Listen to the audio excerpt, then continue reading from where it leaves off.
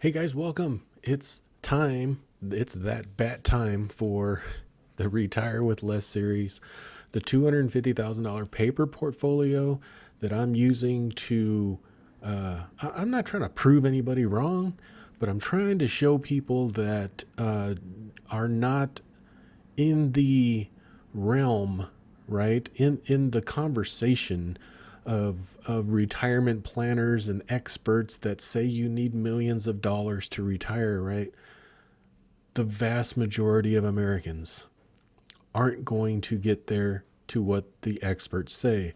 And I think that's by design, right? The system needs people to work, point blank. They need people to work as long as possible to contribute to the system.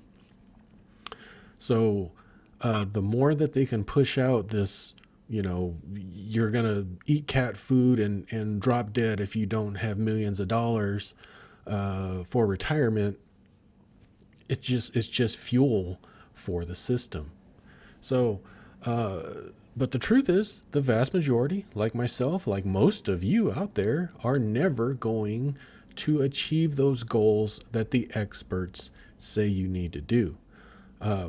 Are those goals that they say you need to do a bad thing? No. If you can do that, I absolutely do that, right? But the bread and butter of America, right, is people making 30, 40, $50,000 a year, right? So what can we do, right? Where's the voice for us, right? Because the only voice we hear is, you need millions of dollars or you're screwed.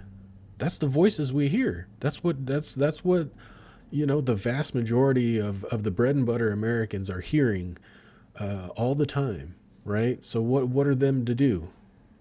For the most part, they're going to work until they drop dead because they don't know that there are alternatives, right? So that's my goal with this, is to show the alternative to the bread and butter American. Now, is it ideal what I'm doing here? No, absolutely not. But if you don't have those millions of dollars that those experts say you need to be a little bit more creative, maybe a little bit more aggressive. Maybe multiple sources of income are better that you can possibly, earn through and into during your retirement, right?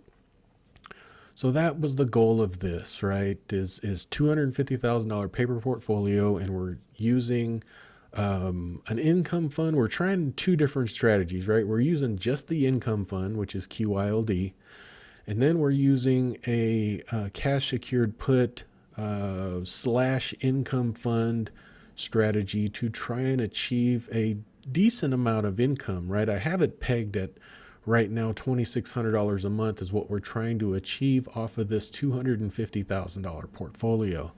Now you're saying, well, that's not a lot of money. Well, what did I just say? That you should have probably some multiple sources of income on top of this, right? $2,600 a month. That's what, 30 grand a year, a little bit over 30 grand a year.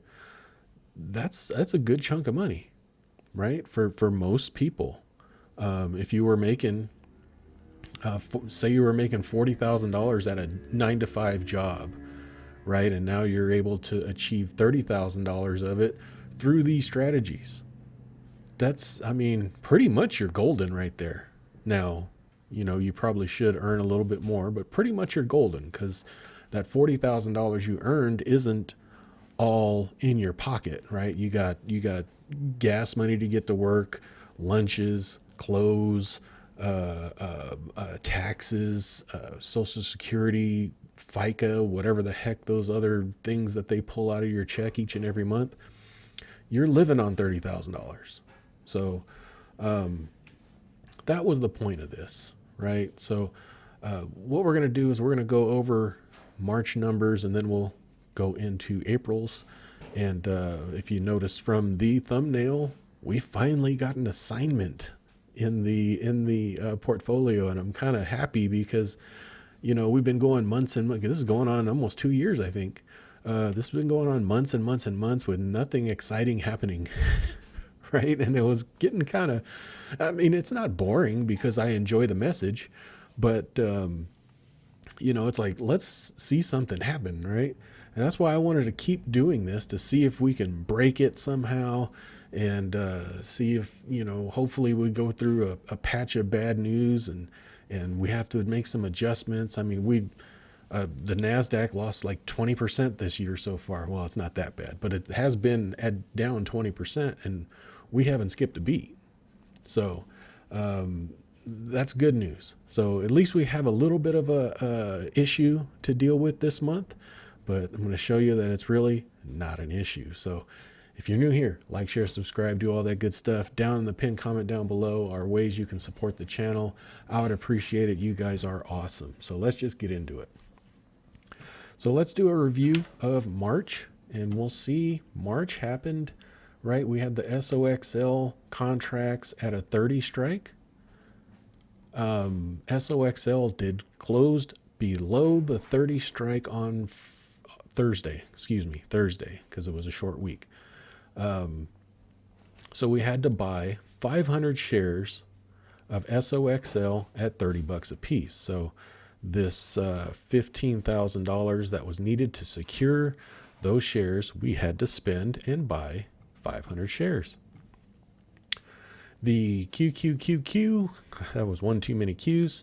That one expired worthless, so that $132,000 just went back into non-secured status. There was 4 contracts there, so we kept all that money. And then the RYLD, of course, it's just passive. It's just giving us $480 a month there. So, and then on the QYLD side, we got 21 cents last month for a total of $2,600, which met our goal of $2,600 a month. So April, where are we at now? Unfortunately, I messed up and I missed Tuesday to get these numbers, and what ended up Tuesday, if I would have got on it first thing in the morning, I would have probably got a little bit more premium here, but it is what it is. I mean, things happen, so I'm just going to go with what we got.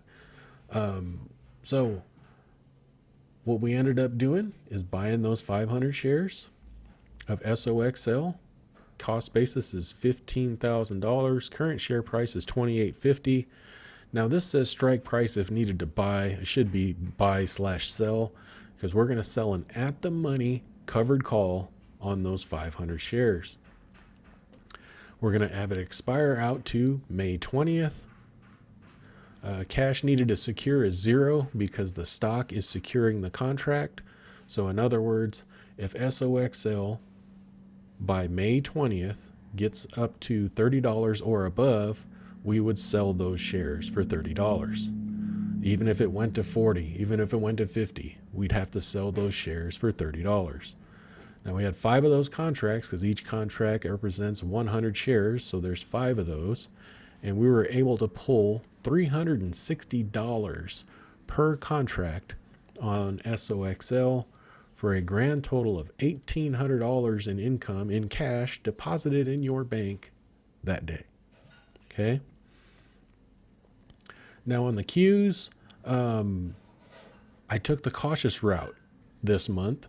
Some can argue that I've been taking the cautious route for quite a while, especially this year, and I did it again this month because I'm trying to be in the mindset of somebody that's, even if this is a paper portfolio, I'm trying to be in the mindset of what would I do, right? What would I like to do if I was this was real life, right?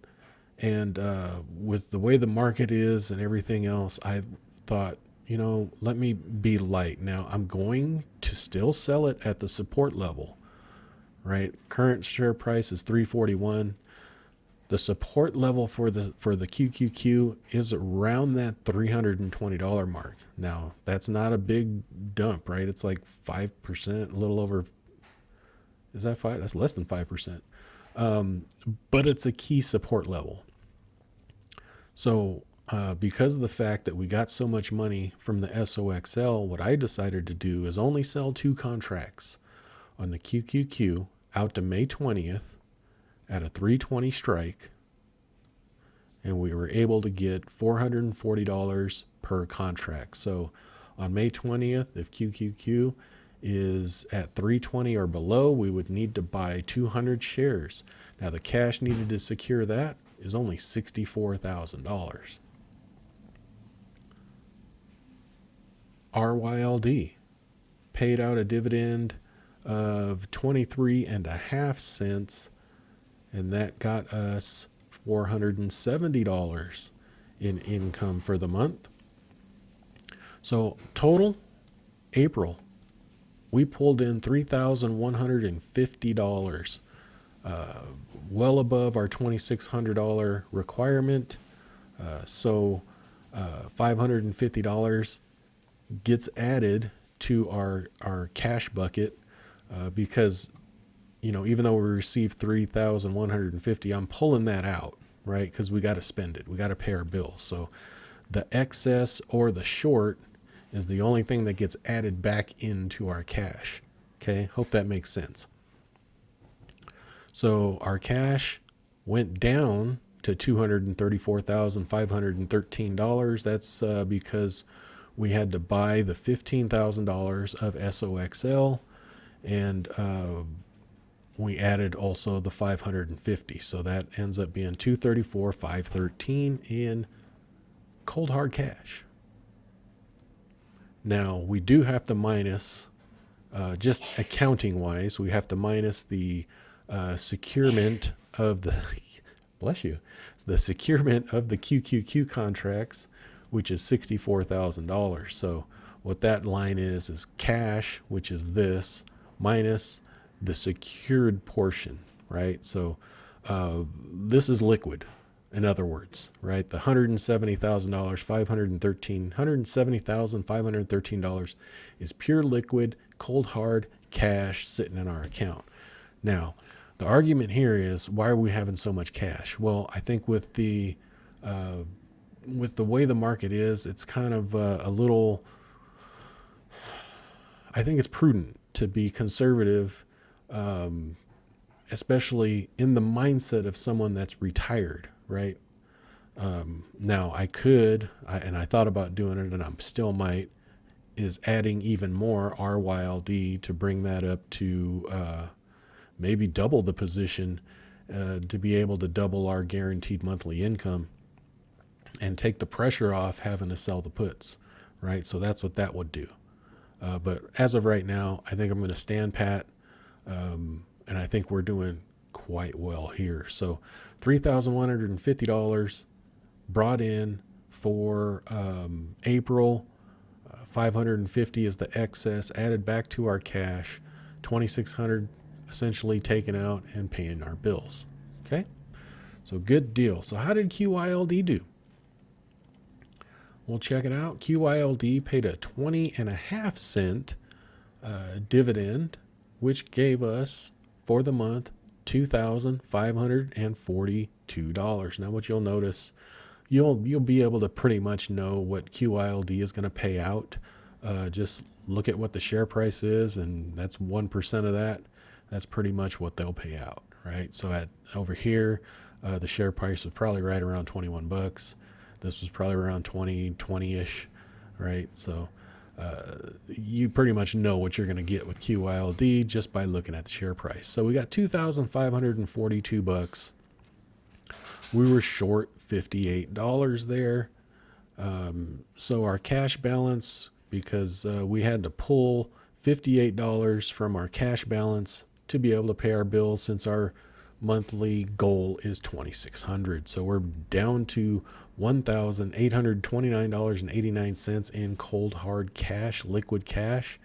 And this just speaks to the need not to go in all in on a fund like QYLD, because if you need this much money, it just doesn't make sense, right? To sit here and have zero cash available on the side, just in case something, were to happen, right? Like if we had another March 2020, right? And QYLD dumped not even, say 25, 30, 40%, right? And it went down to $15, right? You get a 15-cent dividend, and then that would be almost devastating here, right? You'd need to go, donate plasma or something. I'm just kidding. But I mean, that speaks to it, right? I mean, we're sitting here. Yes, it is, consistently giving us income passively. We don't have to do anything special to get it. But everything is exposed to the market. The entire amount of your portfolio, of your worth, is exposed to the market. Whereas over here, you'll only have the Russell 2000, the RYLD, which is about $50,000 exposed to the market, and then you have 64,000 to secure those contracts. Well, now you got the 15 as well, so 61,000 exposed to the market as opposed to 250 in QYLD, and then you're sitting on a nice chunk of cash just for that security purpose, right? So that's all I got for you guys. I hope you guys enjoyed. Like, share, subscribe, do all that good stuff. Leave me a comment down below. Would love to hear from you. Hope this message is coming through to the people that need to hear it, right? The people that, aren't going to be millionaires. Or even if you are a millionaire, look, you can gain some really decent monthly income off of your portfolio, right? And you don't have to be exposed very heavily to the market. Like, scale this, right? This was $250,000. And if you had $1 million, scale that. $250,000 times 4, times 4. You can get 10 grand, 12 grand a month, right? Off of your $1 million. Now, you probably wouldn't want to do that, tax purposes and things like that, but it's an option, right? You can scale this. So, like, for instance, if you had only 125,000, just cut these numbers in half, right? Will that help you in your retirement? Like, if you had a part-time job and you had Social Security coming in, I think absolutely it would, right? And you wouldn't be the statistic that the experts say is going to be eating cat food and living under a bridge somewhere, right? It doesn't have to be that way. So hope you guys enjoyed. Like, share, subscribe, do all that good stuff. We'll talk to you later. Thanks. Bye-bye. I am not a financial advisor. The information contained in this video is for entertainment and informational purposes only. It is not intended to be investment advice. Please seek a licensed professional for any investment, tax, or legal advice. Thank you.